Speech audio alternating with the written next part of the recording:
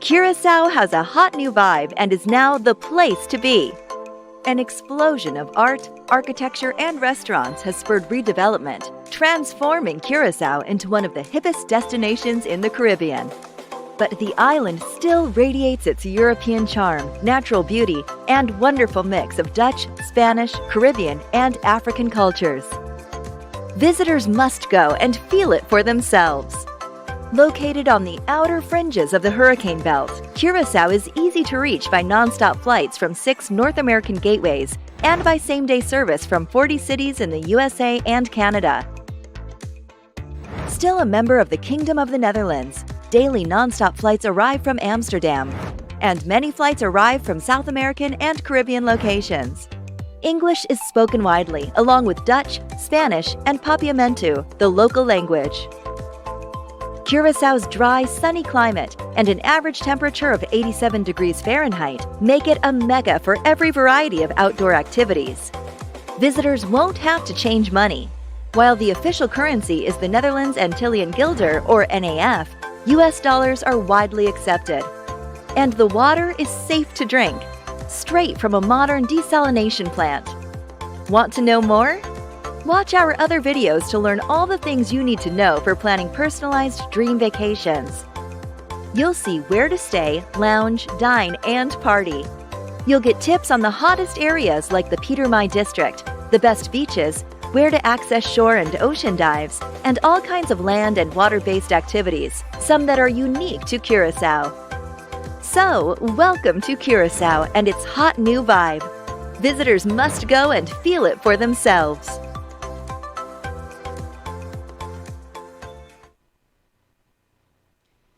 Good morning, good afternoon, good evening. Once again, as we say in Papiamento, bon dia, bon tardi, bon noche. To all our global participants, as well as our local participants for this session. The session is about the financial impact of COVID-19. As we know, this is all part of the 21st International Conference on Diversity in Organizations, Communities, and Nations.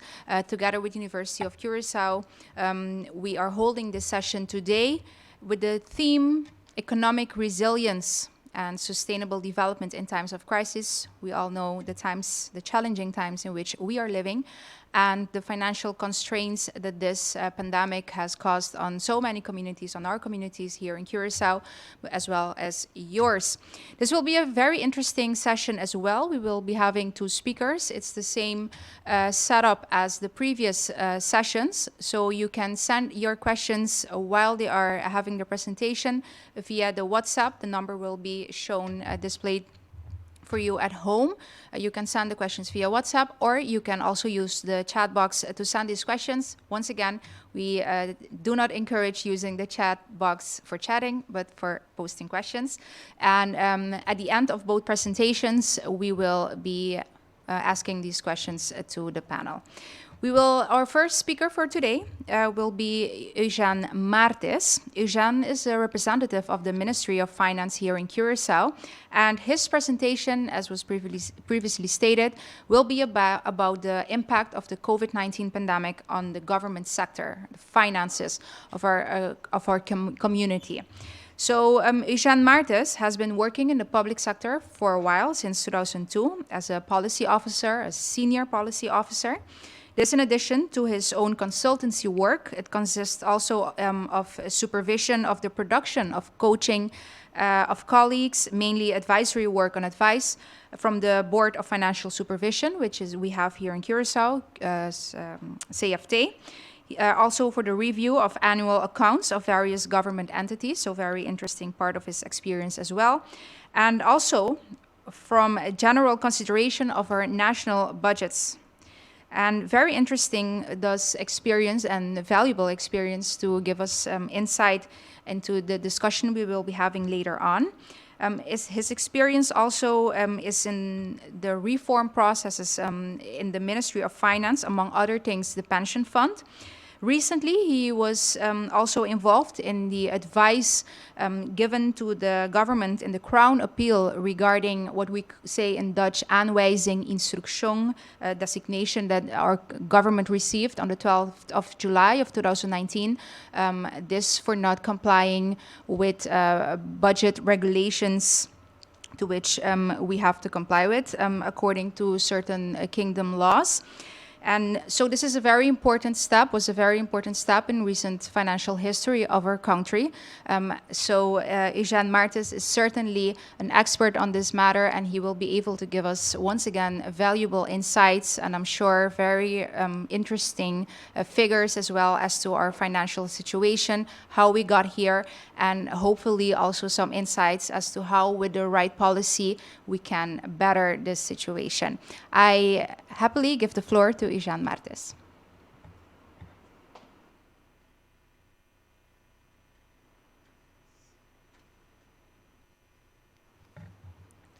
Thank you. Thank you for the introduction. Like was said, my name is Eugène Martens. I'm sitting in for the permanent Secretary General, Mrs. Delanoy. So I will be presenting today on behalf of the Ministry of Finance. Yes. Okay. We will be looking at the COVID-19 impact on the general government public finances, and we will focus on mainly 4 areas: the revenues, expenditures, the debt position of government, and the organizational effects that the COVID-19 had on the government.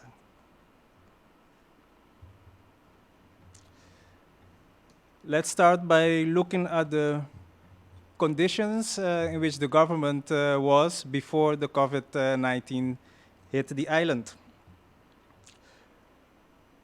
The last years, the government was, Curaçao was already experiencing a sluggish economy with negative growth development rates. Tourism was rising, but still one of the key pillars of the economy, the refinery, that was on a standstill since 2018. The employees were paid, but the economic activities were not giving any value to the economy. Curaçao was also experiencing a high unemployment level in two digits figures. Especially the youth employment was very high, almost 40%. Public finances. Over the period 2017 to 2019, government was also experiencing budget deficits, although there was a positive trend, reduction in the budget deficit from 117 million in 2017 towards around 50 million in 2019. It was still a deficit, and the finances were under pressure, uncertainty in the budget process, and this also led in 2019 for the Kingdom Council of Ministers to give an instruction to the government of Curaçao to take actions to set the budget deficit more towards a balanced budget.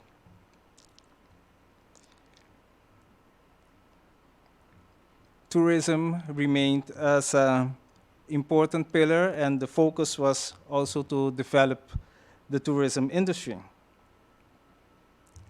Okay. Let's look at some economic indicators for Curaçao prior to the COVID-19 situation. Like I said before, if you look at the real GDP, the percentage, we have been experiencing negative growth from 2017 and increasing 2019. For 2020, before the COVID hit the island, there was a slight positive projection of 0.2%. So almost no growth at all. Unemployment, as I said, was also above the 10%, 14% in 2017, and it remained above the 10% 2019, experiencing a percentage of 17.4%. Overall government budget was also negative. We can see a positive trend, figures from 2017 decreasing towards 2019 from minus 3.5% to minus 1.8%, and in absolute nominal figures from minus 117 million towards minus 45 million deficit in 2019. Central government debt remained at a constant around 55%, mainly due that we are guaranteed by the Dutch government that we can borrow at the lowest rate at which the Dutch government can also borrow. So that figure remained more or less constant. In the last column, we can also see the realized figures for 2020. So because of the COVID, the real GDP percentage realized was minus 20%. Unemployment rate, 22.9%. Overall government budget balance, a negative 17%. And in nominal figures, there was a budget deficit of 644 million. And most importantly, a sharp increase in the government debt to 84% of GDP.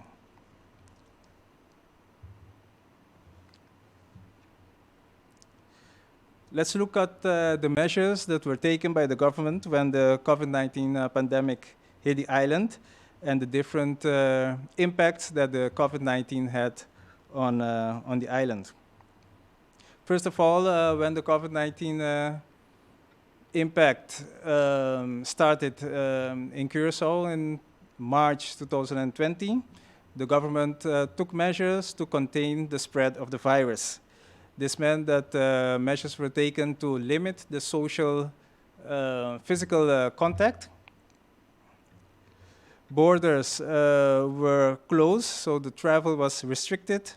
There was a lockdown and a curfew imposed on the island. And also the non-vital economic sectors were also forced to close. This was for a duration of almost 6 weeks. Like we have seen in the sheet before, the impact on the economic growth figure was a minus 20%. The impact on budget deficit in nominal figures, 644 million. Tax revenue fell compared to 2019 with 18%, and impact on the social economic premiums was also negative 10% compared to 2019. The expenditures, because of the COVID-19 measures that were taken to limit the business operations, and also had an impact on the government that goods and services were also reduced. So expenditures in the goods and services were reduced, and that more or less balanced the increase in expenditures to support private enterprises and also private households. because of the reduced revenues and increased expenditures, there was pressure on the liquidity position of the government, forcing the government to approach Holland for liquidity support. The government agree with Dutch government agree with that request from Curaçao and granted 4 tranches of liquidity loans up to a total amount of almost 688 million guilders.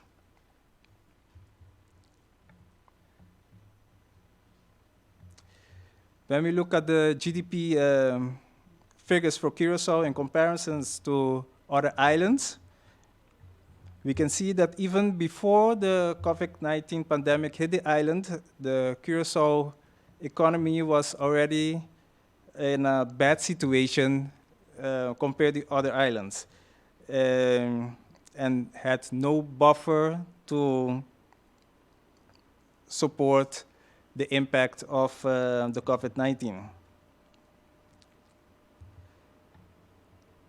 If you also look at the unemployment percentage compared to other islands, Curaçao was experiencing higher unemployment rates compared to the other islands. This meant, of course, that the need for government support to mitigate the poverty on the island was, of course, higher than other islands.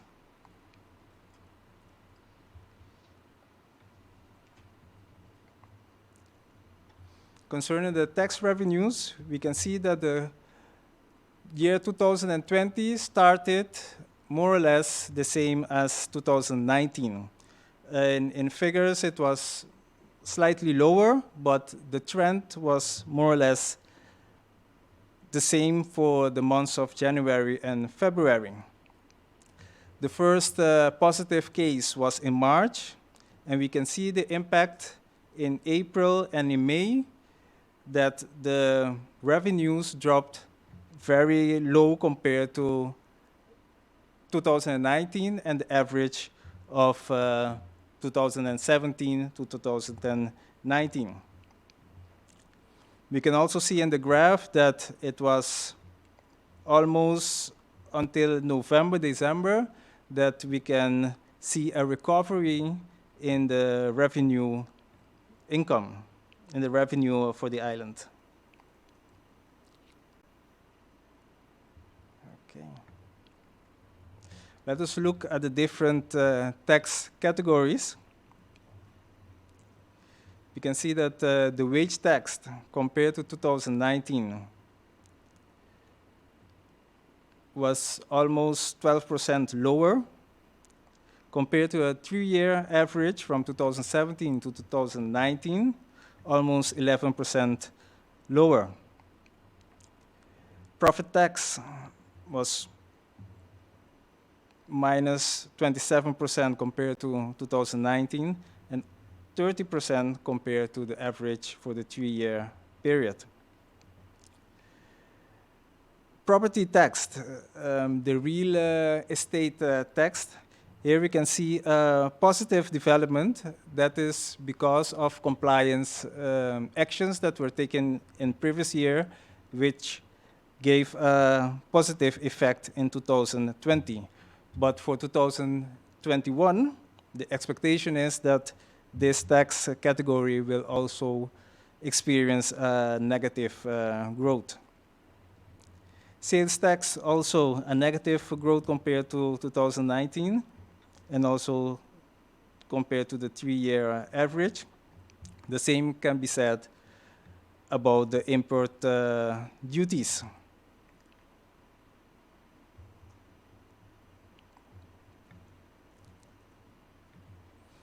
The COVID-19 had its impact on the revenues, lower revenues, and on the expenditure side, increased expenditures that were not budgeted.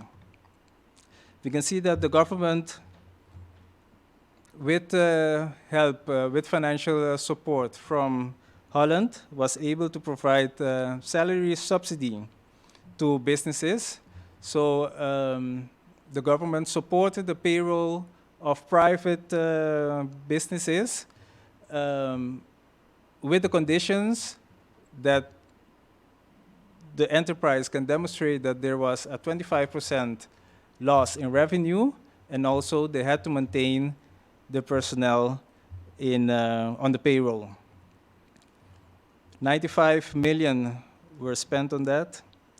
Also provided was support to self-employed entrepreneurs to the amount of 22 million. Personnel that lost their job due to the COVID-19 were also provided with compensation of 1,000 guilders per month. That amounted to a total figure of 14 million. And those that were already on welfare support also enjoyed support with food vouchers, and also an additional 450 guilders per month. That total amounted to 17 million. In total, 148 million was spent in actions to mitigate the effect of COVID-19 on private institutions and also private households.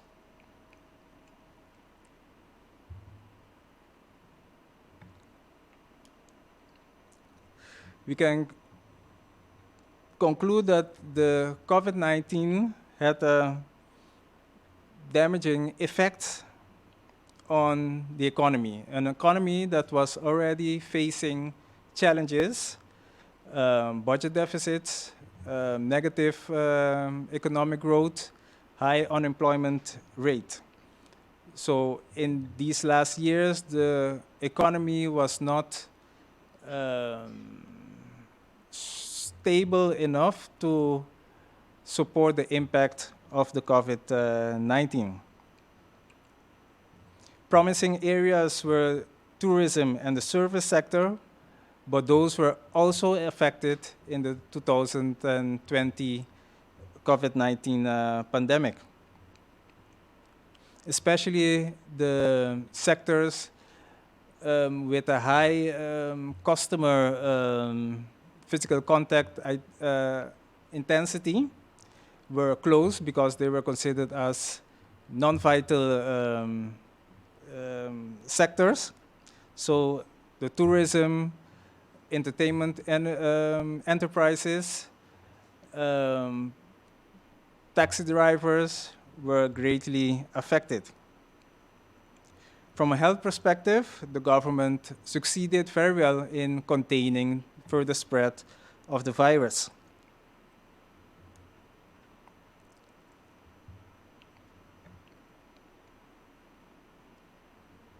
For 2021, the hope was set on recovery of the tourism sector. After the lockdown in 2020, the virus was more or less contained, and the government lifted almost all of the restrictions that were preventing businesses to operate at a normal rate. But in 2021, in March, we have experienced the British COVID-19 variant, which imposed a greater challenge on the economy. At a certain point, we even had more or less 5,000 positive cases recorded. That put a great pressure on the health services, the Curacao medical services, a lack of IC capacity, which draw us to approach Holland again for additional support in medical equipment and also in medical personnel to sustain the health sector. Also, we have experienced a large number of persons that died because of the COVID-19. Like I said, the second lockdown was imposed in March, April, to contain the further spread of the virus, and that was very successful in the sense that end of March, beginning of May, we could have already seen that figures, positive figures, were going down. The infected cases were getting lower and lower, and ending of May, beginning of June, we can see that more and more the restrictions were lifted, which provided businesses with the opportunity to do business again at a normal pace.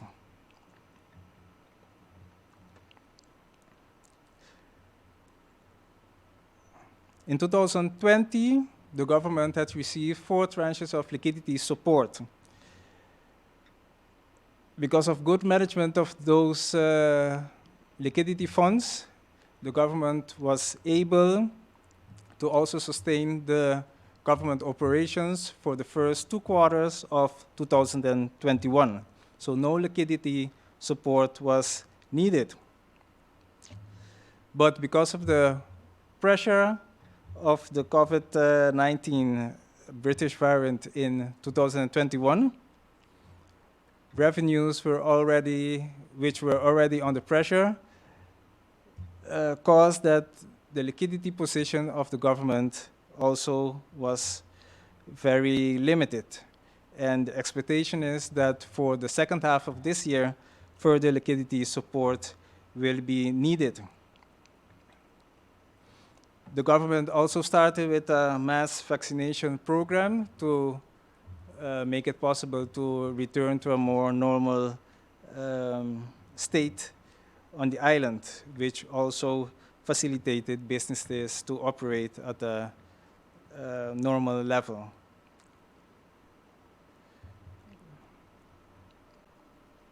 Like I said before, the outbreak in 2019 is over its peak, and the situation is contained.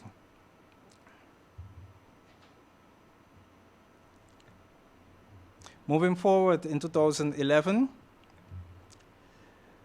a new government will be installed shortly. As a condition for further liquidity support from Holland, Holland has put as a condition that the government will have to agree to a New Kingdom Act that will institute a new entity for the further development and reform on the island. These negotiations are ongoing, and a positive outcome will determine if the island government is able again to receive financial support from Holland. Economic diversification, there was, of course, a conclusion from the impact that we have to diversify our economy, and the government is looking into other sectors besides the tourism sectors to further develop and also to support export. Vaccination is still in progress,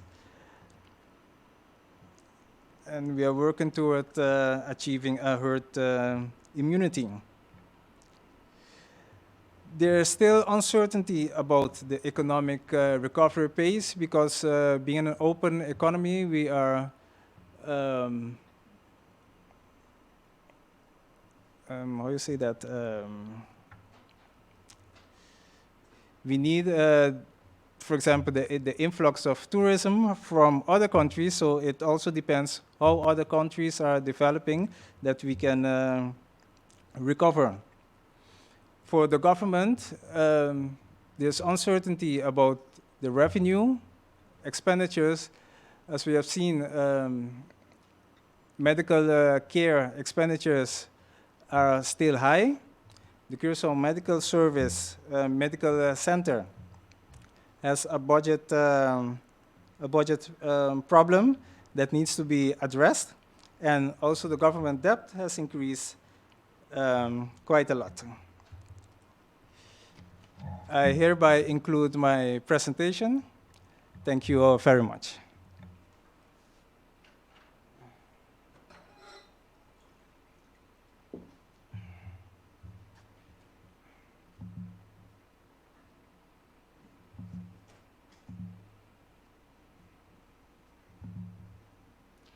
Thank you, Eugene Martes, representative of the Ministry of Finance here in Curacao, for the valuable information provided to all our viewers, of course. And now it's time for the second speaker. The title of the second presentation will be The Impact of COVID-19 on the Accounting Profession. So the audit firm dealing with the effects of the pandemic caused by COVID-19. Our speaker is Dr. Geomali Martes. He is the managing director of GM Audit and Advisory. But until October 2020, he was the managing director of SOA Bay. So we could say the auditor of the government. So of course he has a very interesting perspective from public-private that he will be able to give us in a bit. He has been a major contributor to improving the functioning of government organizations for almost 30 years in service of the government of Curacao and the Netherlands Antilles, of course, before 2010. He is also very active as a volunteer in the field of sport and education. In the past, Mr. Martes has studied economics at the Catholic University Brabant in Tilburg, the Netherlands. In 1986, he graduated for his doctorate in economics, specializing in auditing and control. He has also completed in 1988 the postdoctorate education to become a registered accountant at the Royal Nivra in the Netherlands. In 2001, he became a certified fraud examiner with the Association of Certified Fraud Examiners in Austin, Texas, USA. Since 2011, he's the certified coach, speaker, and trainer of John Maxwell. And he's also a member of the supervisory board of the RBC Royal Bank N.V., but also Ebna Bank N.V. A board member also of the General Pension Fund of Curacao, and a trainer for the Link Caribbean, of course, for board potentials and non-executive directors. So a very, very extensive and impressive curriculum, we can say for sure. He will be able to give us very valuable insights as to the auditing world, both in the private as the public sector, during the pandemic and what we can expect afterwards as well. I give the floor to Geomali Martes.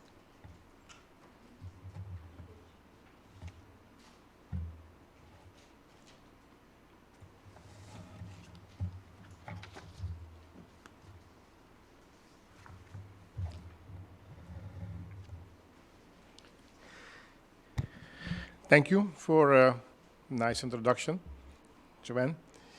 Depending on the time zone you're in, I'm saying to you good morning, good afternoon, or even good evening. Welcome to you all participants in this international conference organized by the University of Curacao in collaboration with the Common Ground Research Networks, Diversity and Organization, Communities and Nations. As part of this plenary session, the financial impact of the pandemic, I want to map out the consequences of the COVID-19 pandemic for the accounting profession. When I say accounting profession, I also mean to say the audit profession. I use both words, but I'm talking about the auditor. It's too early to make statements for international-based organizations, but certain developments that apply in many countries can be mapped out. There are also clear developments locally and within the accounting profession. The accountancy profession is an internationally organized profession that has, of course, been touched, or you can say been hit by the pandemic that is plaguing almost the entire world. Slowly, we are realizing the consequences this pandemic has and will have on our lives, our health, and our economy. It's time to zoom in on the consequences of this pandemic on certain professions. I will limit my contribution this afternoon to what is going on locally in the accounting profession. I will also elaborate on developments abroad that are known.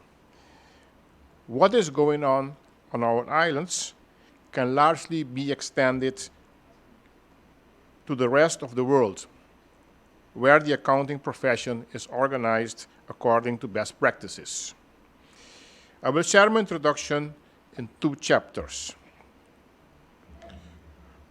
First, I will go into the consequences of this pandemic on the way in which the accountant fills in his certification function, and the way in which the accountant organizes or has set up the audit work. Next, I go into the consequences of this pandemic for the organization of the accountancy firm and the changing client needs. How should a commercial organization respond to an unprecedented global crisis? First, the audit approach. The auditor, as we know, is an expert in the field of business economics, administrative organization, and control. The function where the auditor has a monopoly is the so-called attestation function of an accountability document. In most cases, these are the annual accounts or another accountability document of a company or of a government organization. The auditor gives an opinion on the fidelity of the annual figures presented and the accompanying explanatory notes. If there is no expected liquidation, etc., of a company, the figures presented are based on continuity. When assessing the fidelity of the annual figures, the auditor must also form an opinion as to whether the company in question is continuous. You all can understand, talking about the pandemic, that with the enormous consequences of COVID-19, the issue of continuity has become even more important. The Standard 570, released in 2016 by the International Auditing and Assurance Standards Board, taken over by the Dutch Professional Association of Accountants, suddenly became a very important standard. This standard covers the auditor's responsibilities with regard to the audit of financial statements with regard to continuity and the implications for the audit function and the audit opinion.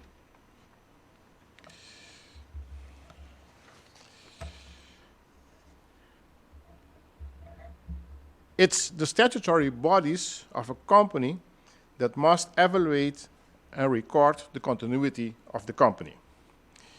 The auditor should evaluate management's assessments of the entity's ability to maintain its continuity. It's therefore expected, also from shareholders, that the annual report and figures should be more prospective in character. Normally, the evaluation is based on a period of 12 months. With such major consequences for the economy of a pandemic, the shareholder and also the potential shareholder would like to look further into the future. So would like to look further than 1 year or 12 months. The question is, well, however, whether management can or dares to do this, and whether the auditor is always able to evaluate such predictions. Management should, in any case, include in the assessment an impact analysis, notes in the financial statements and management report, and, where applicable, an explanation of specific items of the balance sheet and profit and loss account. I would like to say that even looking 12 months ahead was and will be a very big challenge for certain companies. What do you think of the aviation industry, of the cruise industry, of the tourism sector? Management assessments of the company's ability to maintain its continuity means that at some point it makes an estimate of inherently uncertain future outcomes of events or circumstances. The following factors are relevant. First, the degree of uncertainty associated with the outcome of an event or circumstance increases significantly as the event or circumstance or the outcome thereof occurs further in the future. Second, the size and complexity of the entity, the nature and condition of its activities, and the extent to which it's affected by external factors affect the estimation of the outcome of events or circumstances. The third, any estimate of the future shall be based on information available at the time of the judgment. Subsequent events may result in outcomes that are not consistent with the judgments that were reasonable at the time they were made. This standard 570 provides a framework within which the auditor can carry out his evaluation work. It's the auditor's responsibility to obtain sufficient and appropriate audit information regarding and to conclude on the suitability of management's handling of the continuity assumption in the preparation and presentation of the financial statements, and to conclude, based on the audit information obtained, whether there is material uncertainty regarding the entity's ability to maintain its continuity. As indicated, we assume a period of 12 months. When evaluating management's assessment of the entity's ability to maintain its continuity, the auditor should use the same period as the period used by management to make its assessment, as required by the applicable accounting system or by law or regulation if a longer period is specified.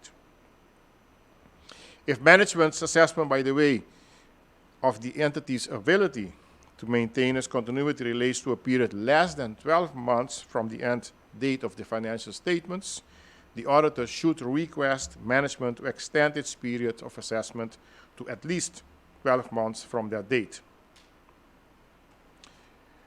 We always spoke of a continuity paragraph in the annual reports, which, in my opinion, we can replace easily right now with a corona paragraph.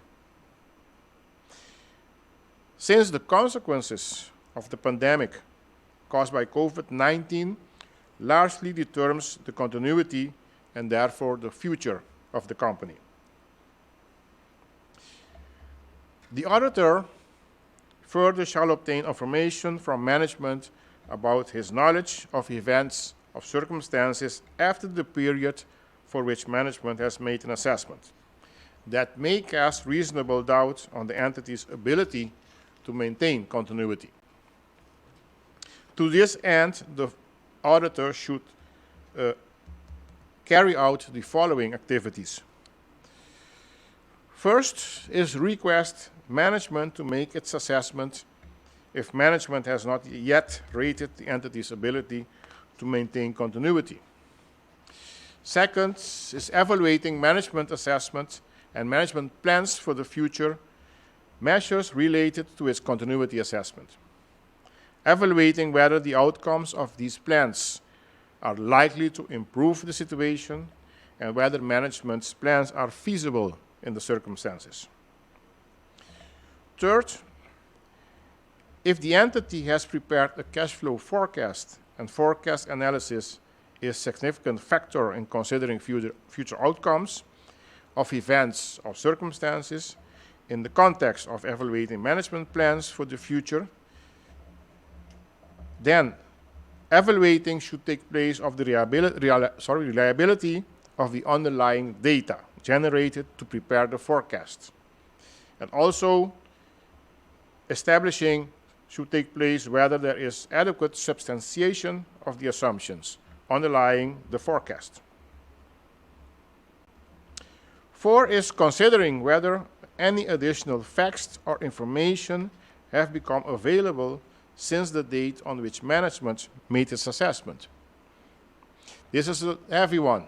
This means that the auditor should almost become an expert in the field where the client is operating, since you need to be aware of new facts You need to take note of new facts and information and see and conclude if the management's assessment should be changed. 5, last one, is requesting written confirmations from management and, where appropriate, from the persons in charge of governance with regard to their plans for future measures and the feasibility of these plans. The use of the continuity assumption by management is also relevant for entities in the public sector. For example, the International Public Sector Accounting Standards, IPSAS, deals with the issue of an entity's ability in the public sector to maintain its continuity. Continuity risks may arise, but not are limited to situations where public sector entities are for profit. State aid may be reduced or terminated, or in the case of privatization. Events or circumstances that may give rise to reasonable doubts about the entity's ability in the public sector to maintain its continuity shall include situations where the public sector entity doesn't have the financial resources to survive, or where policy decisions are taken that affect the services provided by the public sector entity.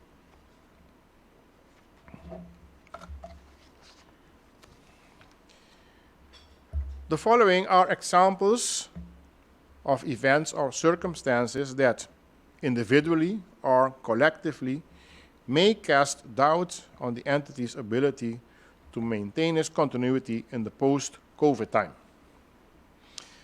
This list is neither exhaustive nor implies that if one or more of these events or circumstances occur, that there is always a material uncertainty. Some events don't directly relate to COVID and others may. First, examples of financial events or circumstances. We look into fixed-term loans approaching maturity without a realistic prospect of refinancing or repayment, or excessive support for short-term loans to finance long-term assets. We may look at indications for the withdrawal of financial support by creditors. Another item is substantial operating losses or significant decrease in the value of assets used to generate cash flows. We may consider delays or hold on dividend payments when no dividend payments are made. The company may be confronted with impossibility to pay creditors on maturity dates, or the impossibility to comply with the terms of loan agreements. We may experience companies switching from delivery on credit to cash on delivery for transactions with suppliers. And we need to look into the impossibility of obtaining funding for the development of essential new products or for other essential investments. Then let me give some examples of operational events or circumstances. We could experience management intentions to liquidate the entity or to terminate operations. That's a very clear one. Then we have a continuity issue. But we also may consider the departure of key persons in management without their replacement being provided for. Also, we need to consider the loss, for instance, of an important market, loss of important customers, franchise concessions, important licenses we may lose, or also major suppliers. And another event, operational, is when shortages occur of important stocks, but also the inability to buy these. You may consider also other events or circumstances when looking at continuity. For instance, non-compliance with capital requirements or other legal requirements such as solvency or liquidity requirements for financial institutions, when banks, for instance, are not compliant anymore with requirements, for example, of the central bank. The company may be confronted with ongoing legal proceedings against this entity if assigned, may result in claims that the entity is unlikely to be able to comply with.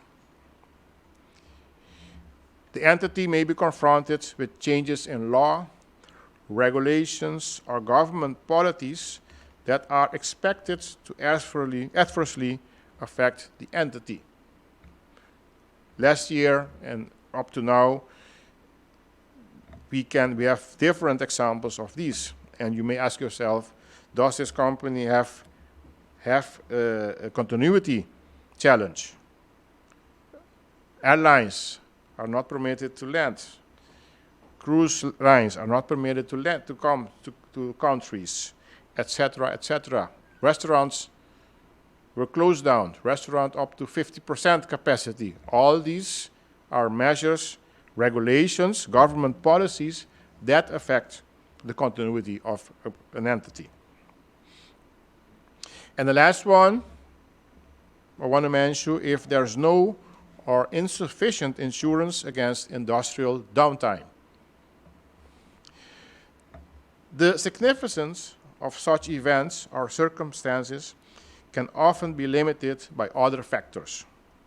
For example, the effect of an entity's inability to repay its normal debts may be offset by management's plans to maintain adequate cash flows in other ways, such as asset divestment, debt rescheduling, or by obtaining additional capital. Similarly, the loss of a major supplier can be mitigated by tapping into another suitable supply source. For several of such events, reporting guidelines already exist for companies, for example, from IFRS and the Dutch GAAP, which the auditor must also review, but they require particular attention in these times. For example, consider how to deal with impairment of assets, events after the balance sheet, and violation of loan terms. Another challenge is that companies had to organize business processes differently, with all the challenges involved, such as protecting the integrity of data, the effectiveness of the internal control measures, and dealing with fraud risks. Working at home from home, working digitally, or working from another location was an emergency consequence for many organizations. But the reality is that certain internal control measures could not or insufficiently function with all the risks that entailed. The auditor must, in this case, also determine to what extent management has put in place additional or other control measures to keep this abrupt new way of working manageable and to ensure the integrity of data.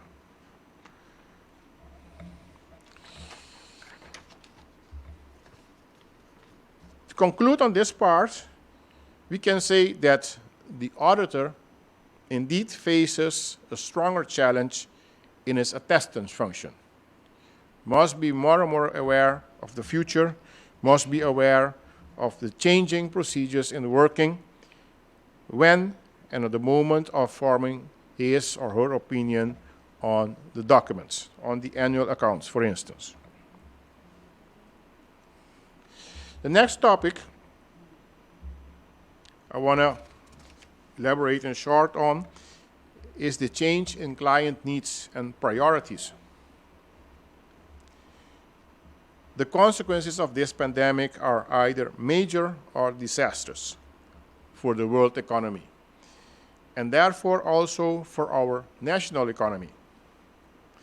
Several economic sectors suddenly came to a complete standstill. The priorities of the entrepreneurs were suddenly on a different level. How do I keep my business, which I may have built for 25 years, afloat?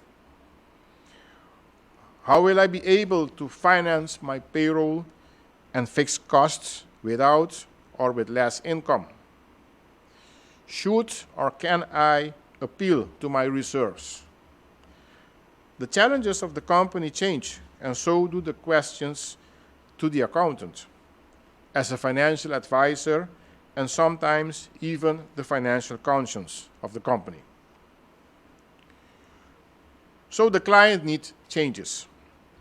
The client suddenly has no or has less budget for the audit of the financial statements, and much more is in need for support from the accountant in conversations regarding refinancing loans with financial institutions, in conversations with the tax authorities concerning new repayment schemes, help with applications to the government for support for financing payroll and financing of fixed costs. In this, as Mr. Martins just brought forward, the governments of Curaçao, also governments of Aruba and Sint Maarten, following the Dutch government's example, have decided to support companies in these difficult times with the financing of payrolls to prevent mass layoffs, and at the later stage with the financing of certain fixed costs. Banks and pension funds have also met companies with moratoria on loans to cope with a sharp cash flow slump. The accountant was and is engaged in several of these processes. Questions about possible cost reductions are also discussed with the accountant.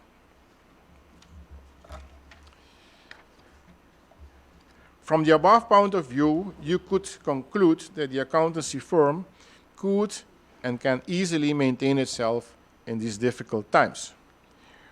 However, audit firms that have and want to maintain a good relationship with the client will voluntarily have to lower their audit fee. Where the requirement for auditing comes from certain supervisors, for instance, a central bank, consultation on the scope of the audit and related audit fee should be possible. In Curaçao, there are quite a lot of companies, which are not banks, insurance companies, etc., that have no obligation for audit to have their annual accounts audited. It's mostly based on loan terms they have with the banks, or maybe it's a family business. They have agreed that let the annual accounts be audited. In these cases, you're noticing in Curaçao that these are the first items people looking at, business entrepreneurs looking at to cut costs, to temporarily stop the audit and do another kind of engagement, for instance, a review. So to temporarily step away from an audit assignment and execute the review instead should be possible, since this requires less audit work and therefore less audit cost to come to an opinion.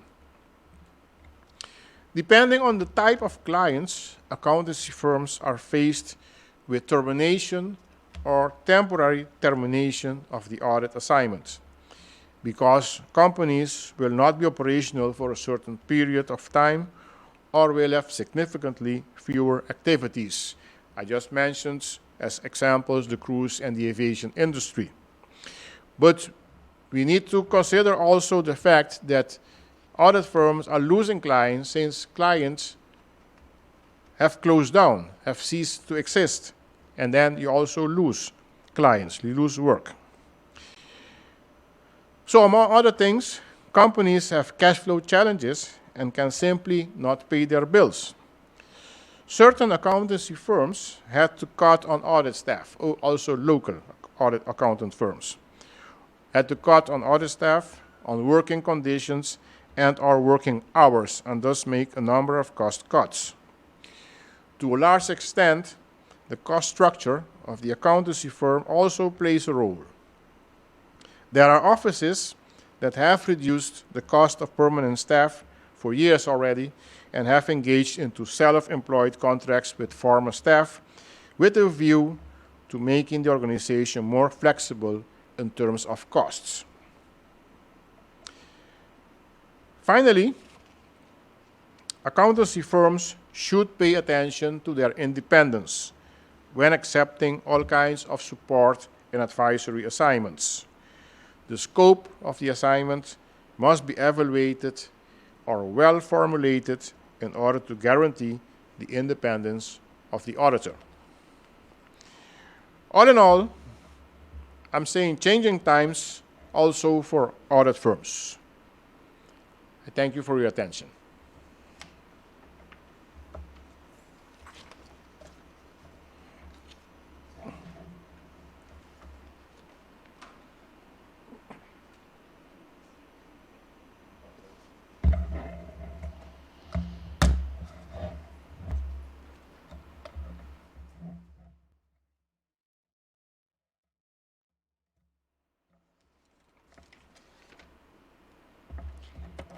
Thank you to Germali Martes for this very interesting presentation on the auditor profession. I'm sure even non-auditors have learned quite a lot and gotten very valuable insights as to how the pandemic has affected or will affect this profession.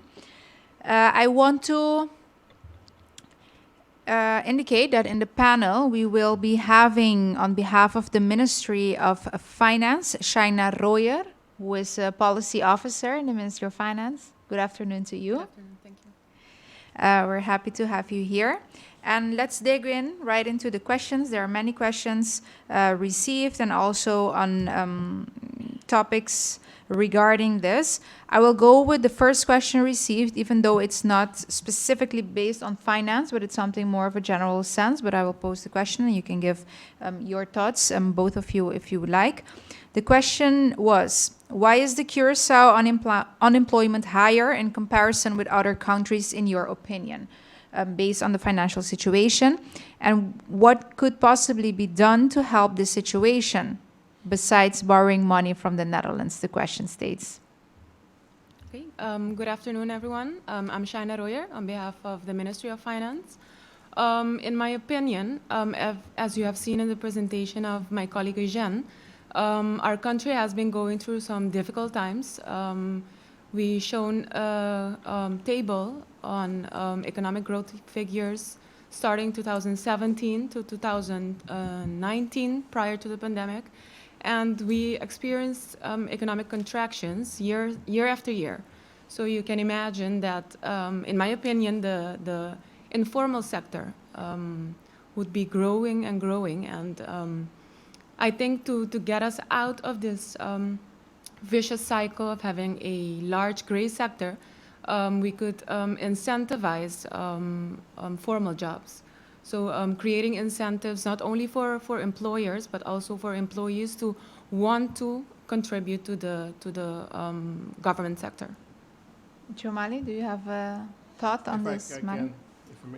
Maybe I can add also what is besides the contractions we experienced these last years in Curacao, and those forming the informal economy.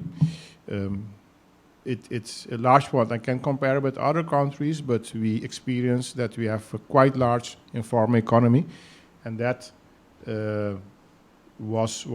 became known through the enormous amount of food packages people requested.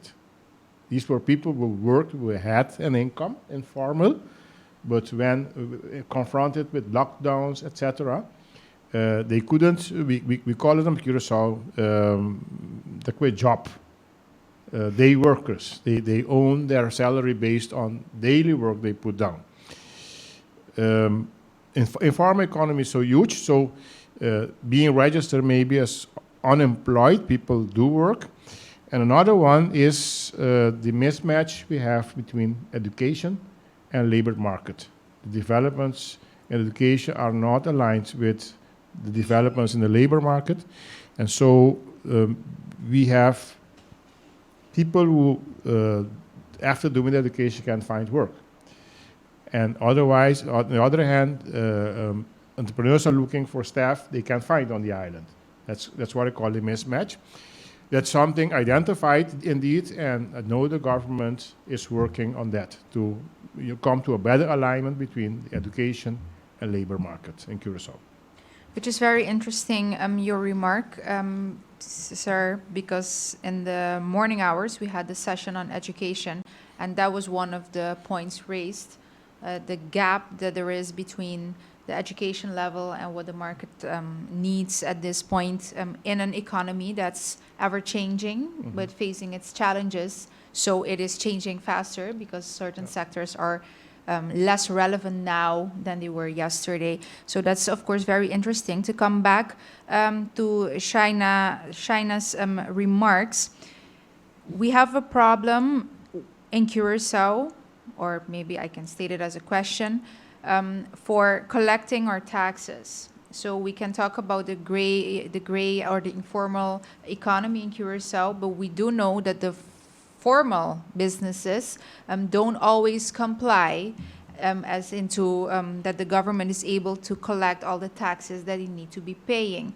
So seeing that the pandemic has hit hard and we have a bigger issue now in collecting taxes, could we say that it's realistic to think that we will be able to collect the numbers that the ministry is now projecting? I think it possesses its challenges, definitely. But I think as a community as a whole, we have to be aware that as a country we have very limited production. So what the government can spend depends largely on how the country complies with its taxes. And that's not only in Curacao, that's worldwide. So I think, yes, there are challenges for the coming times, coming years perhaps. But I do think that given that we do not have other large sources of income, I think we should definitely continue working on compliance projects like we have been for the past couple of years. And as we go on, identify a room for improvement in different areas as well. Compliance projects, could you give us an example of what might just maybe one example of what in a community like ours is a problem with collecting taxes and how the ministry is trying to remedy the situation with the compliance projects? For example, you can open the possibilities for citizens to apply for term payments. You can check on what part of the taxes can be collected immediately and others in phases. So I think there is definitely room. I'm not an expert on the subject, but I do believe that if there is a will, there's a way. So we have to identify that as a ministry, but also be aware as citizens of our responsibilities to pay our taxes. Thank you for the answers. Another question that was based on finance, but of course, if Jomali wants to have his thoughts on this as well. Talking about the national budget in Curacao, sometimes the idea exists that our national budget is repetitive in the sense that if we look at our budget discipline in Curacao, how in the end we end up spending the money differently than we projected or said that we would. Why is this the case? Is this a problem in the ministry? Is this? Could you maybe give us an insight?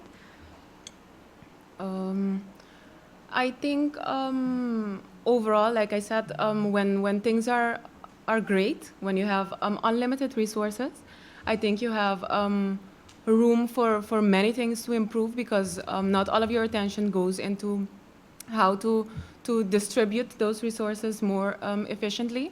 But given that we have been going through difficult times the past couple of years, and I emphasize that a lot, but it's the reality now, especially now with COVID, you do realize that even more.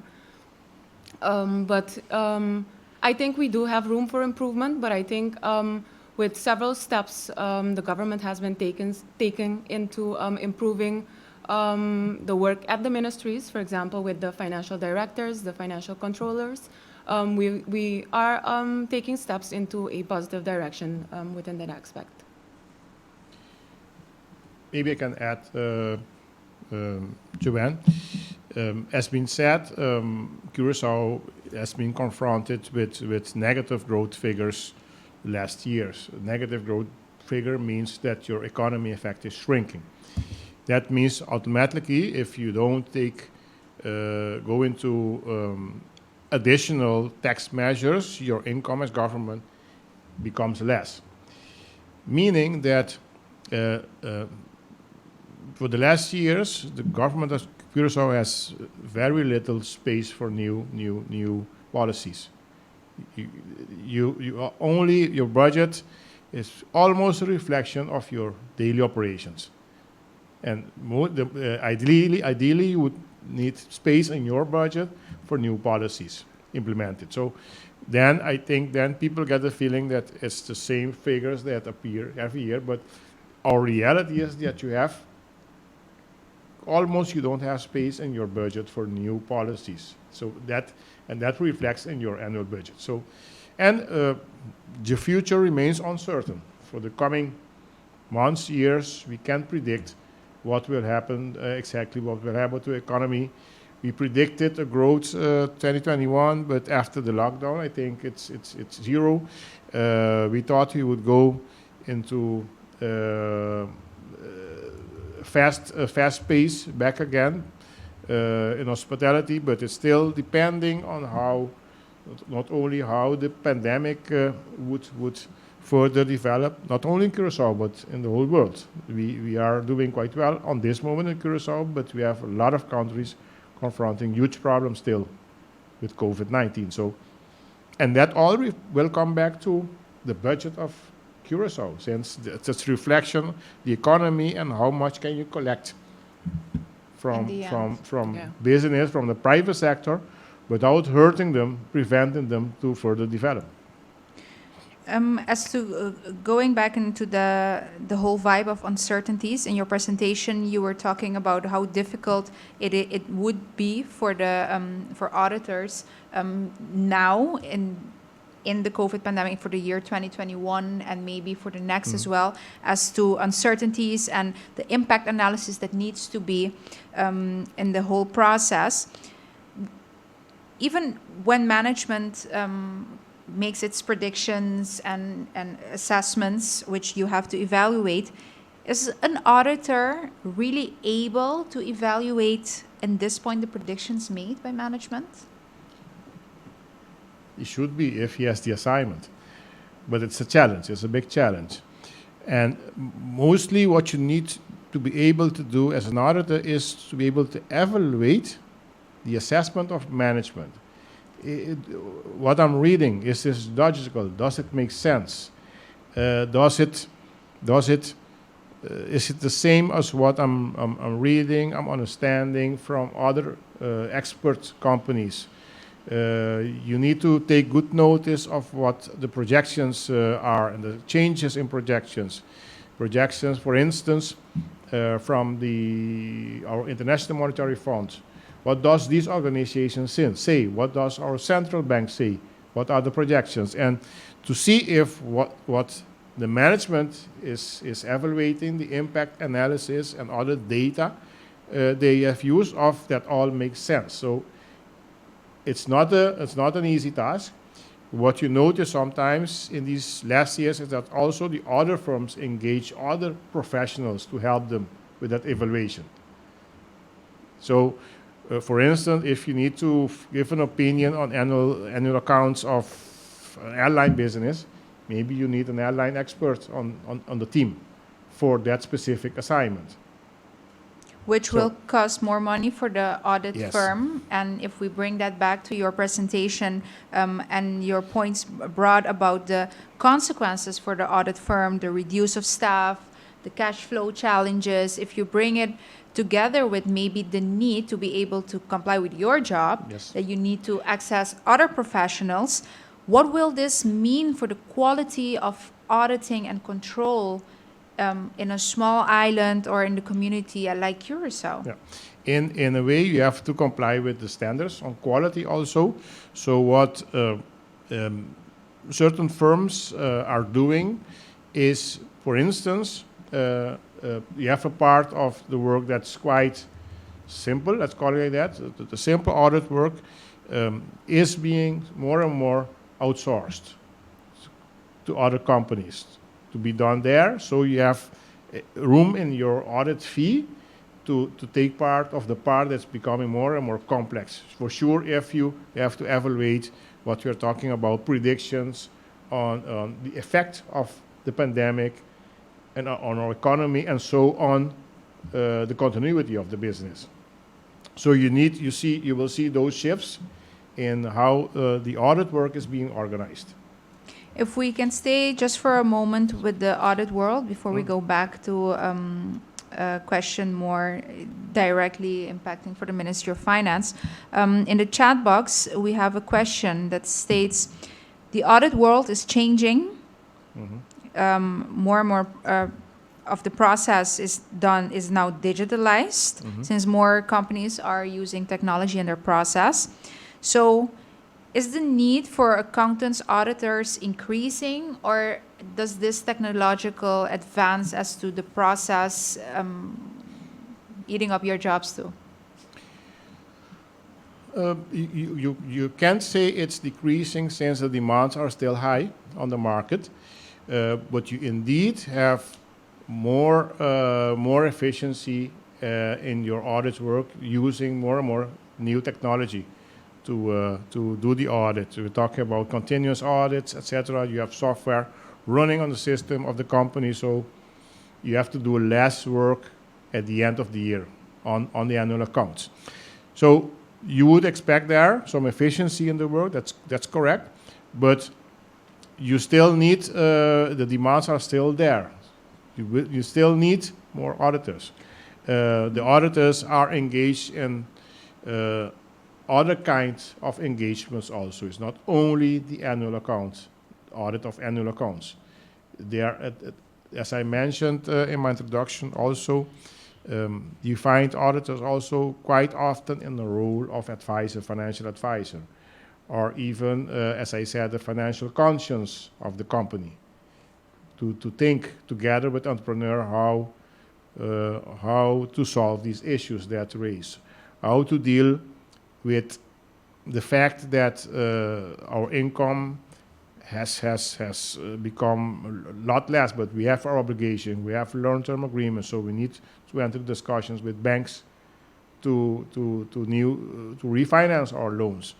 We have to pay the government the taxes, but we need to discuss a new payment scheme with the tax authorities, and all these activities, they involve auditors in general.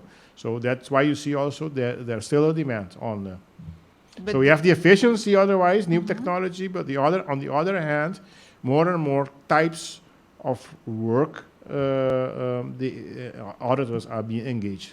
So, because the question has another level to it, going in the sense of, is there maybe more need for IT auditors? And someone wants to know if now for someone that would want to study accountancy, if it's a right investment nowadays, seeing as this is as it's still relevant, but a changing profession. That's a very good one. We are experiencing right now, and that will be more and more the case in the future, that the auditor, the accountant, will be confronted with a lot of technology during the audit. It's so far that, for instance, the technical university in Delft is or has already an accountancy track. So the technical auditors. So I won't be surprised if, in short, university technical faculty of EOC also will start an auditor's track within the technical faculty, since these expertise you need also on board in the team to do the annual audit. So it's not a dying breed, but No. an ever-changing one. It's an ever-changing one. I have a different question, which goes more into how realistic our budgets are. We already discussed this previously with the previous questions about not having enough funds, and that makes making a budget, of course, a different kind of task. But if we see, for example, recently, so a few days ago, the Board of Financial Supervision, CFT, once again stated that our budget does not comply with the supervisory financial laws, which is almost every time the case. So that we don't comply with the rules that we are supposed to comply with. What's the problem, would you say, in your view, with having realistic budgets here in Curacao? I think for the past couple of years, I wouldn't say that the budgets aren't realistic, but as Mr. Marta said, we have very limited room for policy aspects in the budget. And as many of you know, here in the Caribbean islands, especially off the coast of Venezuela, we have had the impact of Venezuela starting 2016, 2017. So that's an additional, unprecedented impact to the budget. And that, given that Venezuela was an important market for us in Curacao, you can imagine that that does have a long-term impact on our budget. So it's not like they say, incidental, but it's a more structural effect. And after those years, I should say, additional to that impact, we've had COVID-19 the last year, which, as you saw in the presentation, meant a decrease in revenues immediately with almost 20%. I believe it was 18%. Also this year, we were going on to a strong recovery, started last year perhaps with tourism rising again, diminishing of all the COVID-19 measures here in the country. However, with the COVID-19 British variant, you see that we had, in my opinion, a stronger lockdown than the first one, and which means also we can expect lower tax revenues for the coming period. So I wouldn't say it's unrealistic budget. However, we have to take into consideration that Venezuela impact, COVID-19 impact, it's not a million or two in tax revenues. It's sometimes hundreds of millions of guilders. We are in uncertain times, so this gravely, of course, affects everything we do, our decision making, how we spend our money, and the confidence of the consumer, of the people in your economy, and which affects people's behavior as well. But then if we come to the importance of projecting, you would know better than me, or could explain this better than me, the importance of being able to project the year. What will we generate in income? How are we going to spend the money? What does these uncertain times mean for the projection financially here in our country? What does that mean for our finances or our financial situation? How does the ministry cope with this policy-wise? I think starting last year, 2020, you could clearly see that, for instance, in the beginning of last year, in consultation with CFT, we had to decrease our tax revenues, for instance, because that's my field of work. Tax revenue with almost 8% before COVID-19 hit, just to make our budget more in line with realization figures from 2019. So that meant an adjustment in the beginning of the year. Then you had COVID-19 hit. So immediately you had to make calculations on what do you expect? Of course, we don't have, like they say in Dutch, glazen ball. We cannot look into the future. So we had to our best of our abilities, estimate how COVID-19 will impact our revenues without knowing, because none of us have experienced a pandemic before. But in terms of the budget, that means constant evaluation, periodical, which we already do, but sometimes, or in these times, it would mean supplementary budgets, perhaps more than once a year, because times are changing and you cannot take all factors into consideration in one point in time. For instance, in the beginning of this year, we had projections for this year. My colleague mentioned economic growth was estimated around 0.2%. You can almost say zero.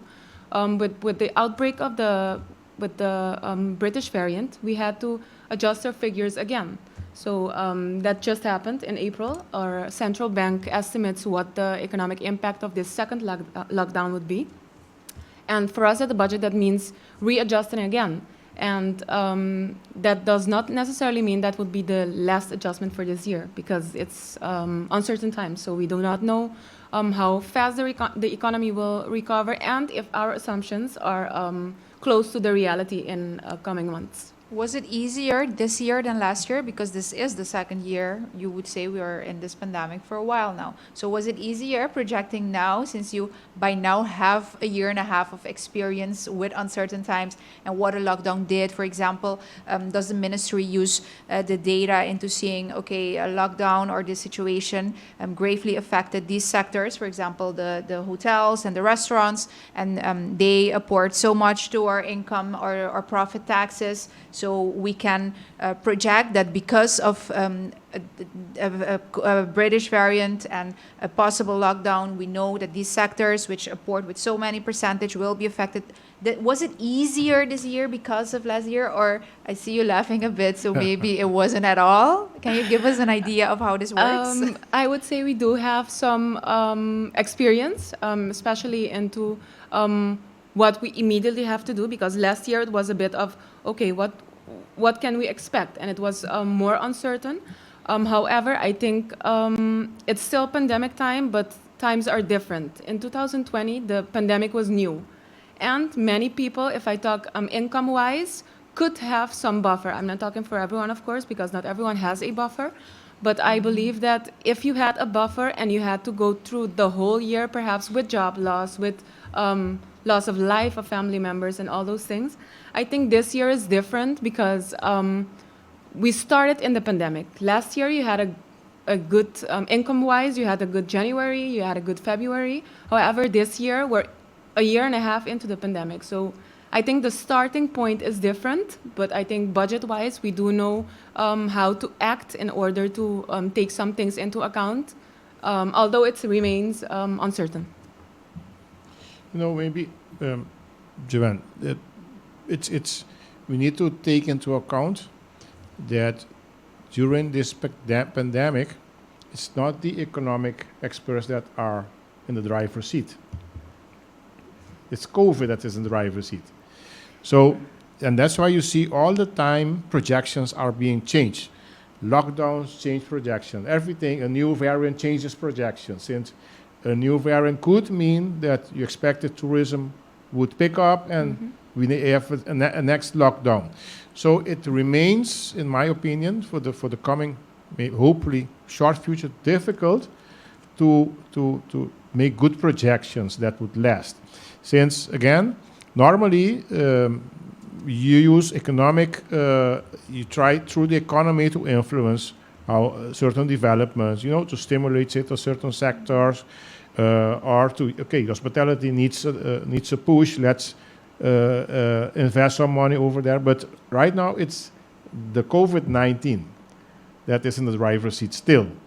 And that's why it becomes very difficult to project for the coming future, for the coming short future, in my opinion.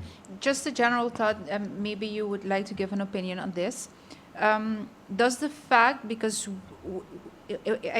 if I may bring together your points of remarks and what we have gathered in information up until this point, as to the small space that we have in a budget to come with policy, to invest, if you look at our budget, a big chunk goes into salaries. But it was as well the case with the help we received from Holland, because if you look in percentage from the amount of millions that came our way, the biggest chunk went in above the line measures, and as to basically in the public sector and not in the private sector. So would this mean that we have just on a general thought, a problem with the way we prioritize our budgets? Because I came up with this question because you said, okay, COVID is in the driving seat and it's not our economic experts in the driving seat. But were our economic experts ever in the driving seat? If you look at the figures Jean-Martin showed, then you get a feeling, indeed, most of the money remains within the government.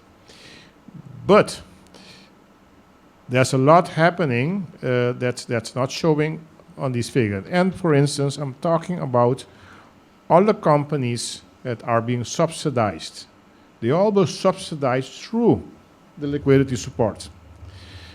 Our medical sector, almost fully, correct me if I'm wrong, fully subsidized through the liquidity support. So it's not money that came within the government and remained there.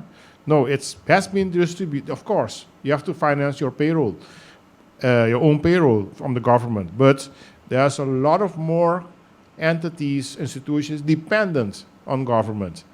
I'm mentioning about 90 plus subsidized companies from youth care of our elderly, healthcare, a lot of them. They all received help through that liquidity support.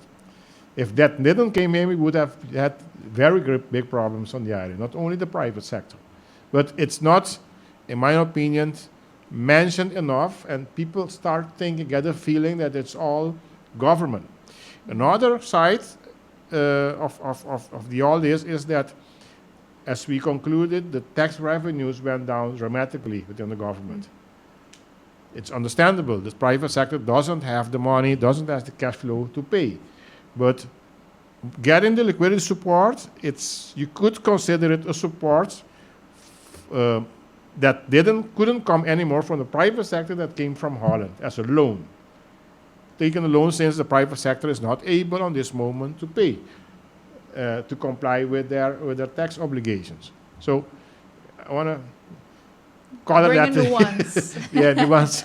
So the ones. To add to that, sometimes I think we tend to underestimate the impact of the government as well into the private sector, private companies, simple furniture place or water place or soda place that also depend on the strength of the government to further foster their existence. So I think the government has much more of an impact than only paying salaries. So a big government is what we have, I would say. If I may stay a bit on track with what was here said, but to bring it a bit to the auditing world. How is the auditing of government entities affected? We're talking from all these subsidized companies. We know that before the COVID-19 pandemic, as a journalist, I experienced so many of these companies in grave financial, with grave financial constraints, being subsidized, but saying that they're not being subsidized enough to comply with their goals. Big problems in their contribution back to the pension fund. So it was already a very vicious cycle for a few years. And now we're at a point in which it's even graver. So could you give us an insight as to for your experience and your thoughts as well, Shaina, as to how are these effective?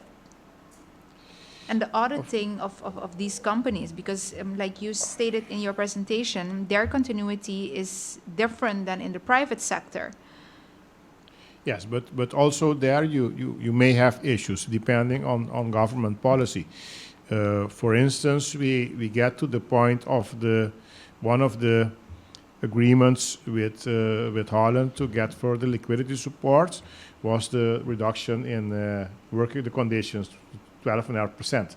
That counts also for those companies, is institutions being subsidized by government.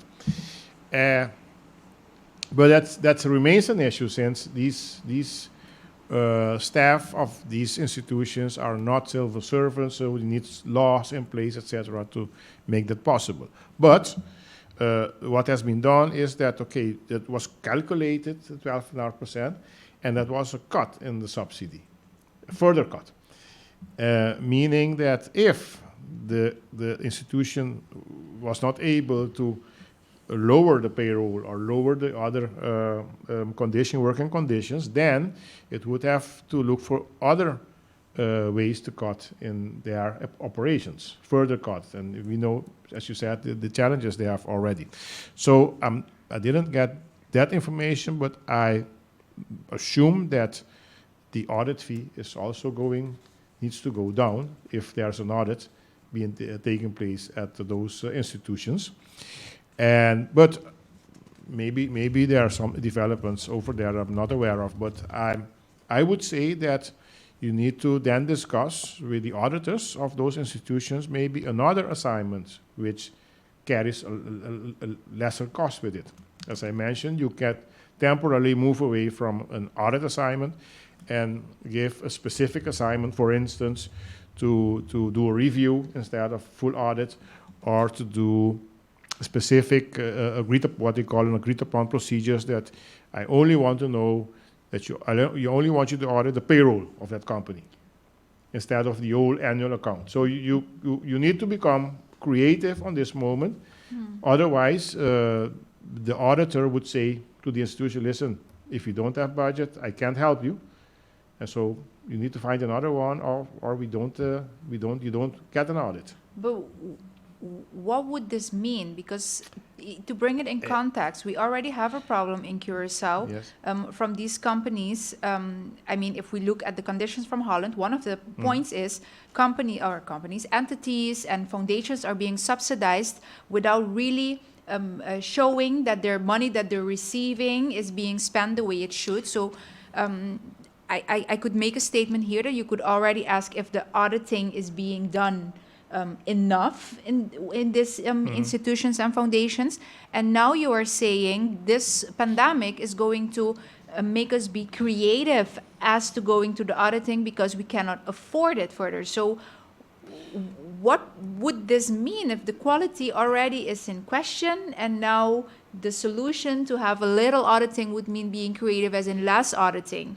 No, the creativeness would be from out of the government decision makers, not from the institution or the audit itself. Of course, but the result. If you have to keep complying with the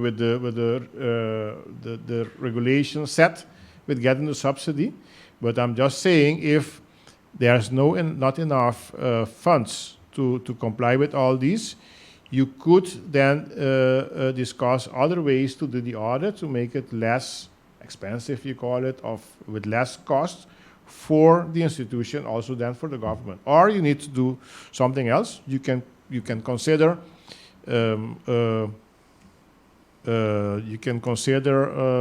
another way of doing the audit.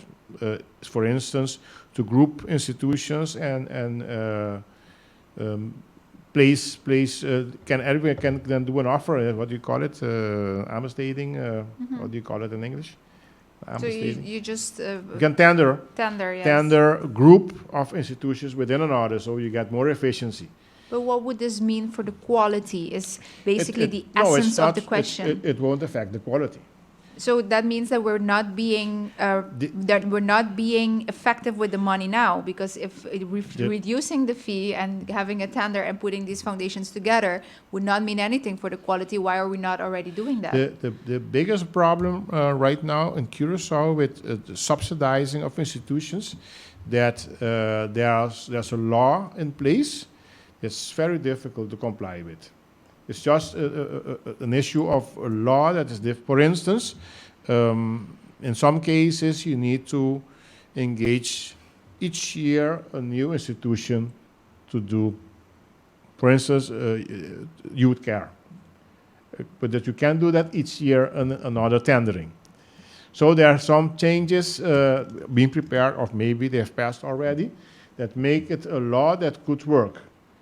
Since the law we have in place until, I'm talking about a year ago, you won't be able to comply with all these. And then you get more compliance issues. It's less quality, and also another issue is the backlog there is or was in the annual accounts.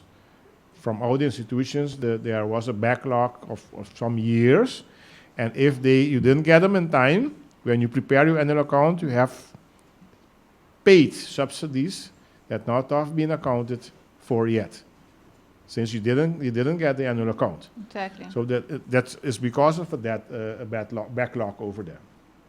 So the law is an issue, and also complying with, for instance, on-time delivery of your annual accounts.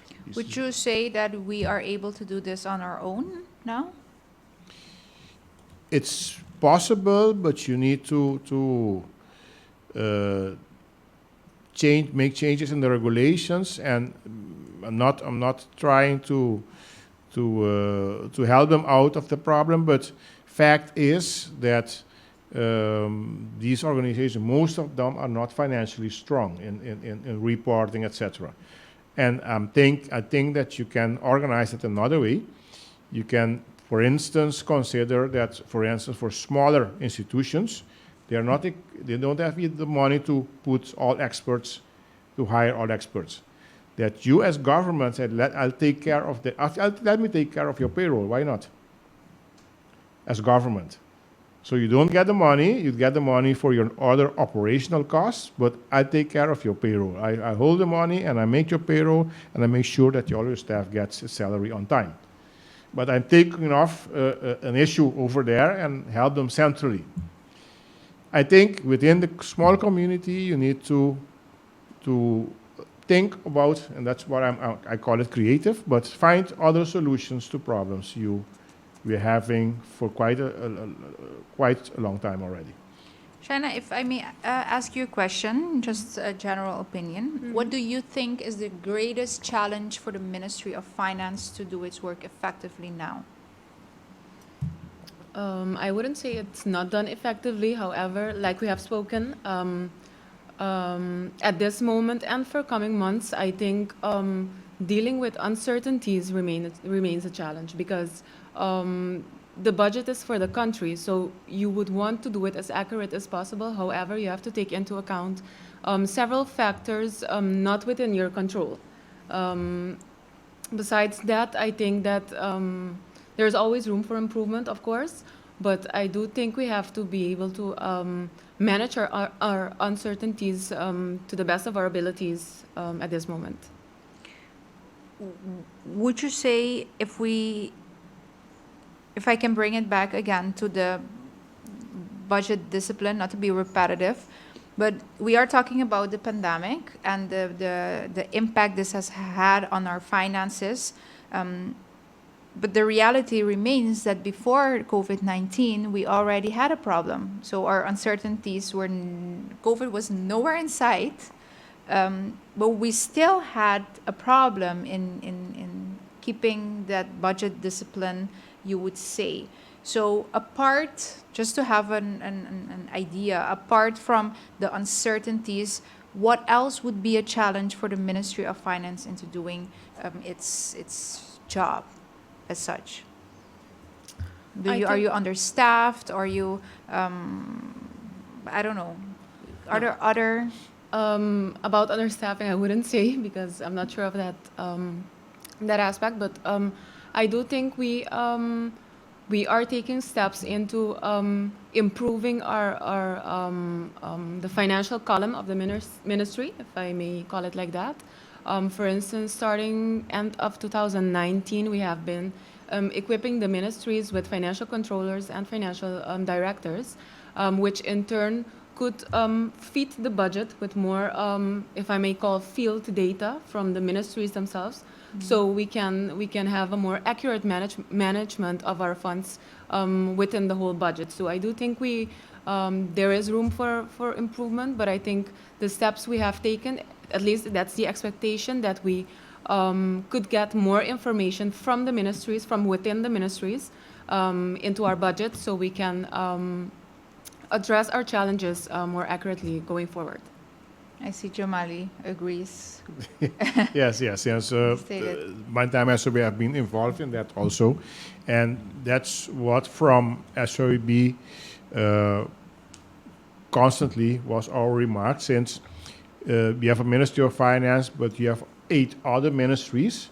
But those 8 other ministries, in fact, are those who need to be financially strong, since they're The backbone. things begin. Everything begins. The Ministry of Finance is involved in the budgeting, but the real budgeting cycle starts within the ministries. And if you have financial experts within the ministry, you get more quality of the figures. You get more a sounder budget cycle, and that's, I think. Okay, we had, unfortunately, the 2020 year, the pandemic, so probably we can't say on this moment yet the effects, but I'm quite confident that it will have positive effect on the quality And the of fortification. our financial management in general. And the fortification of the financial management is something that is a priority in line with agreements with the Netherlands as well. Yes, but So- it's something that's been discussed for years, and we made it happen, or the government made it happen. It's not what wasn't a condition from the Netherlands. That's something Curaçao Already was knows working. that we have to become better over there. So If I may change the subject just a bit, because time is running fast, apparently, still. Just to talk about the challenge of working at home. For both of you, I have some questions regarding this. We can discuss them. Jamali stated that the working at home now brought a big challenge as to the auditing, in the auditing field, because the way companies worked changed. So you have some, let me call them, I don't know, security factors in place. How will auditors be able to manage and best evaluate the assessments of management in these, taking fraud risk and everything into account and working? yes, the auditor should, in first place, ask the management the assessment they did, to make sure that the integrity of data, the privacy issues, etc., have been taken care of. Since the working from home happened from one day to another, and not really anyone knowing how we're going to deal with this. What are the things we need to consider? And for the auditor, it's important that, let me give an example. You have right now a lot of documents being signed digitally. Are you sure that you take the necessary measures, that you're sure that the one who is assigned to sign, is the other one who signed the document, the loan agreement, for instance, from the bank? Or did someone else sign the document? How do you know? Since you know that signature is saved somewhere on a computer. How sure are you? What are the measures you put in place, new measures? Since in the past you just walk by the office and you get the signature on all the documents, and that you can see it. But right now it's all became digital. Sometimes coming from another country, not even in Curaçao. How can you be sure that everything is in place? How can we be sure? What are the measures you have taken, management, to make sure that the data of your clients, no one that is not authorized has reached to those documents, can have access to those documents? Even internally within the organization, not everyone has access to all information. What have you done to make sure that measures have taken, new measures to make sure that your data are being kept well, are not accessed by unauthorized people, etc. All these are important for, in first instance, for management, but also for the auditors, as we're talking about integrity of data. All those data come together in the annual account. Maybe you can fix a lot of loans to boost up your balance sheet. But how can I be sure that all those loans indeed are real loans, not fictitious loans? How? These are the audit work you need to do. So it's an attractive time for Yes, since fraud. you can't all the time go physically to the institution to see into all documents. You need to. The audit is more and more becoming digital, since they just give you access to their database, and there you get into the system to look and find the documents you need. Are they submitted to you? But it's all digital. But how do you know, talking about, did they show me everything? How do you do that? Would So, just thinking in the for like just projecting into the future, are auditors, because of the COVID-19 pandemic and these developments, more at risk if you see in a few years to be susceptible to fraud cases and what we already have seen being tried in court? Because you thought you did your job as you should have, but then in 5 years it turns out that this was a big scheme and a bit fraud. all the time. But are you There are a lot of more frauds already sensitive now? happening around COVID. A lot of frauds already. Not only the vaccination card, but also with the vaccine itself. People, if they get hold of it, they sell it on the street. But you are being an auditor of Pfizer or Moderna or whatever one, you are the auditor. How can you be sure that all vaccines sold have been paid? How do you do that? So it's a dangerous So- time so- to be an auditor? I wouldn't call it dangerous, challenging. Interesting, maybe, even. Since you have to get and figure out, how do I organize my audit in such a way that I can be sure that the figure they present is okay? I was just thinking of it when I got my vaccine. I was sitting there. I was at what would happen, what would have happened if the government would have charged for placing a vaccine. People have to pay. How could you have organized this with walk-ins and all these things? How can I be sure the money collected is deposited with the Ministry of Finance? So actually it's the time for the fees to go up, but there is no money and the fees are going down. It was a free. Well, But what I mean is the risks are more. If I hear your examples, I'm not an auditor, but I could only imagine the risks because of the uncertain times and the uncertainties in complying with your job, and what this would mean in 5 or 10 years when maybe bigger schemes are uncovered. Yeah, that's correct. There will be more schemes to be uncovered in the future. How would this translate into a small island like Curacao? You gave an example of a big international company. And could we as Curacao face these challenges because we already have a problem in uncovering fraud and bringing them to justice? And now it's like a very attractive breeding ground for this. Of course, I think we are internationally connected. A lot of auditors are connected to international firms. Solutions for some countries we can use them also in Curacao. For instance, the audit of the payroll support, the NOW, it needs to be audited since it's a very risky one.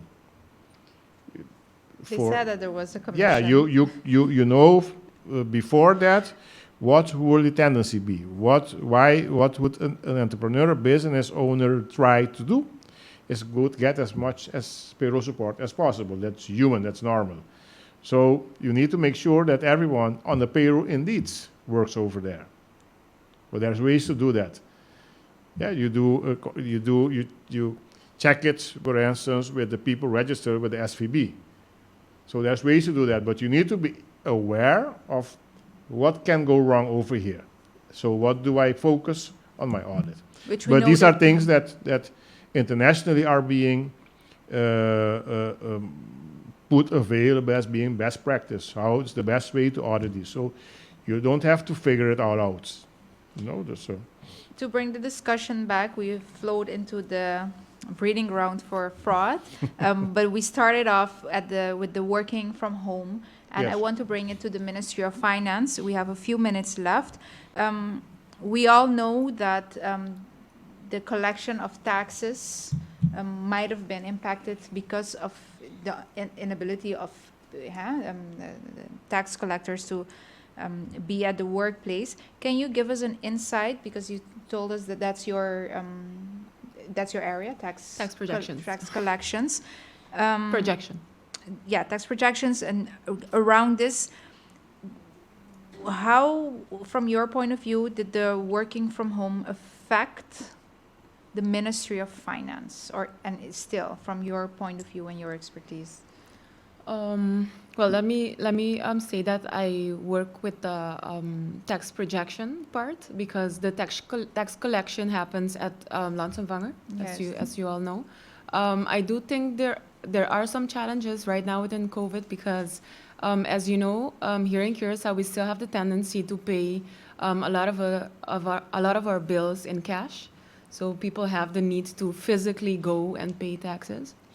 However, I think there are challenges in the sense that maybe tax collection is delayed. I don't think it will not happen, but due to the closure, the stay-at-home measures, tax collection is delayed. We do see a trend more and more as we digitalize, as we evolve, as we automize, that tax payments can and are paid digitally, so with transfers. So I cannot speak for the tax collector's office, but I do think that looking at the worldwide trend and the trend locally, that it becomes less and less of a challenge looking into the future. Maybe not right away, because like I said, many of our citizens prefer to physically pay their bills. But I do think that starting with the online declaration forms and several digitalization aspects of the tax collection system, we do have hope that it becomes better and better and less physically. Which was exactly the train of thought that I was looking for, because you would ask, as you are busy with the projection, the collection happens elsewhere, but it gives you an insight of the whole process, of the chain in which this works, and one would ask how this staying at home and working from home, from the collection part, and in the whole process, might positively affect the idea of creating other policies or different processes to bettering the collection in Curaçao.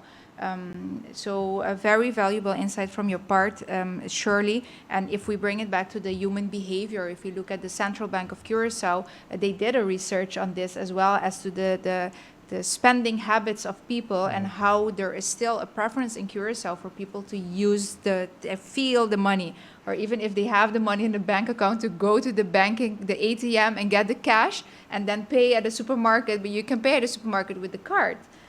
But it's still it's a mindset. I think it's a development at some point you cannot avoid anymore. You will always have people wanting to do things in cash, but I think at some point you can't avoid it.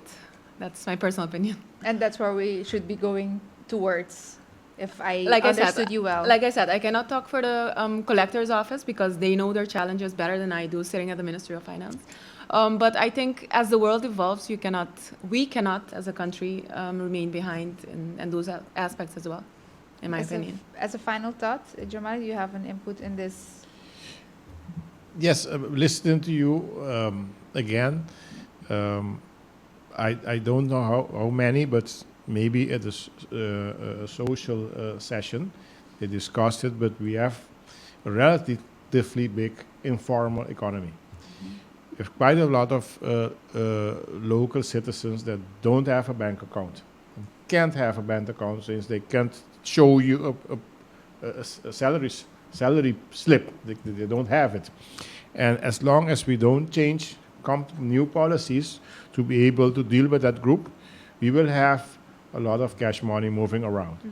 To become cashless and to have, since probably with the tax projections, one of the issues is data on that group. They work, they have their income, but they don't pay taxes. Since they're not registered as being people are working. They're registered as unemployed. And in my thinking, that's something we need to, based on experience right now with the pandemic, that we were confronted with a lot of people they're not self-employed, registered as such, they are not any payroll, and they were only had to go to get a food package. That's a shame, I would say. And learning from that, we need to come with policy to get those groups out of the informal economy for their best, for their good also, and for the society. Thank you very much to both of you, Shaina Royer from the Policy Officer, the Ministry of Finance, and Jomali Martes, current Managing Director of GM Audit and Advisory, but very well known in the community as you for a long time was a Managing Director of SOAB. I want to thank you both once again for your valuable insights, and it's very beautiful to see, certainly for the ones that have been following all these sessions, how each one and every topic complements each other. From the economic point of view to the financial, to the education and the social. And we still have a day to go tomorrow with two very interesting sessions as well. But it's, I think, a conclusion we can already come to that it's very important for all the areas to work together because the issues remain the same. And one area makes the same issue bigger in a community amidst a crisis if we don't have a more holistic approach to the problems in a society. I think it would be safe to say, hearing the conclusions as well from our panelists as to the financial situation of Curaçao. Once again, very interesting thoughts and figures been shown. I want to remind everybody that the same live stream link, you can watch these sessions once again. So if you missed, for example, yesterday's session on economic impact or the education from this morning, or you want to see this, listen back to the presentations, very interesting in the social impact discussion, you can do this via the live stream from the University of Curaçao. These are available to you. The same link will be online tomorrow as well, so it's in the same link. We will be having the sessions tomorrow. All of this is part, of course, of the 21st International Conference on Diversity in Organizations, Communities, and Nations, which for 2021 is organized by the University of Curaçao in this matter with these sessions. Once again, for the ones that don't know, the 2022nd conference, which will be the 22nd conference as well, will be held physically here in Curaçao. So, of course, to all our global participants following us in the forum of the international conference, I once again want to send to you a very, very warm welcome now. Mark your calendar, June the 2nd till June the 4th, 2022. I already told you, if you're traditional like me, you can write it down with a pen with a very big sun and a smiley face on it. So you have something to look forward to. A beautiful conference it will be, I am sure. Packed in this whole Curaçao experience. We cannot wait to have you here on our island. The organizing committee is already working towards a very nice conference next year here live in Curaçao. But for this year, amidst this pandemic, we're still in the virtual world. So I want to extend a welcome to you now for next year, but also for tomorrow. So remember, the sessions start at 10, from 10 to 12, and we have a second session from 3 to 5. Make sure you do not miss it. Very interesting topics we will be discussing once again. On behalf of the whole organization, the committee, and the University of Curaçao, I, Joanne da Costa Gomez, thank you once again for your attendance and cannot wait to see you back again tomorrow at 10. Bye. Curaçao has a hot new vibe and is now the place to be. An explosion of art, architecture, and restaurants has spurred redevelopment, transforming Curaçao into one of the hippest destinations in the Caribbean. But the island still radiates its European charm, natural beauty, and wonderful mix of Dutch, Spanish, Caribbean, and African cultures. Visitors must go and feel it for themselves. Located on the outer fringes of the hurricane belt, Curacao is easy to reach by nonstop flights from 6 North American gateways and by same-day service from 40 cities in the USA and Canada. Still a member of the Kingdom of the Netherlands, daily nonstop flights arrive from Amsterdam, and many flights arrive from South American and Caribbean locations. English is spoken widely, along with Dutch, Spanish, and Papiamentu, the local language. Curaçao's dry, sunny climate and an average temperature of 87 degrees Fahrenheit make it a mecca for every variety of outdoor activities. Visitors won't have to change money. While the official currency is the Netherlands Antillean Guilder, or NAF, US dollars are widely accepted. And the water is safe to drink, straight from a modern desalination plant. Want to know more? Watch our other videos to learn all the things you need to know for planning personalized dream vacations. You'll see where to stay, lounge, dine, and party. You'll get tips on the hottest areas like the Peter Mai district, the best beaches, where to access shore and ocean dives, and all kinds of land and water-based activities, some that are unique to Curacao. So, welcome to Curacao and its hot new vibe. Visitors must go and feel it for themselves.